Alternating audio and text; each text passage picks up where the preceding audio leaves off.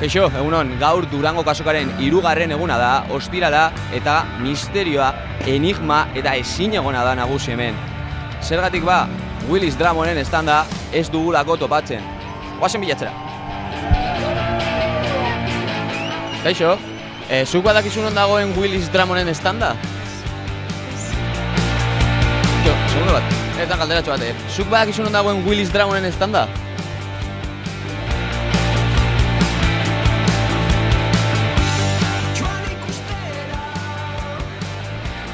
Ni bezala ez dakit, ideiarik bez.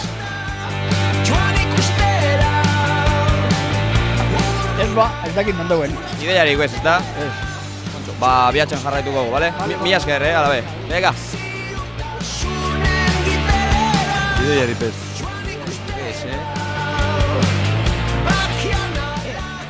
Ideiarik bez. Eta zuk, badakizu non dagoen? Ez. Ikusi dutela lehenan antzear.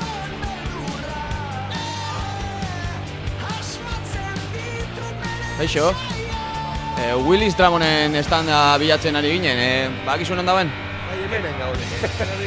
Hauxe da? Bale, eske liburuen tokian geundenez, da zeba aurten hemen jarri zaituzte. Ba ez dakigu, ara. Zagu ere, eta hemen gaude. Bueno, igual umentzat, hola zerbait. Umentzako musika da, ezta? Hori, bai, denentzat.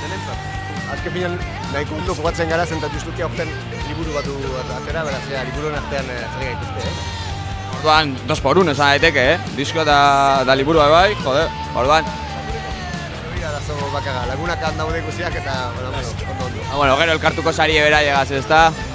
Bale, bueno, ikusten duzuenez, aurkitu dugu Willis Drummonden estanda eta misterioa konpondu da.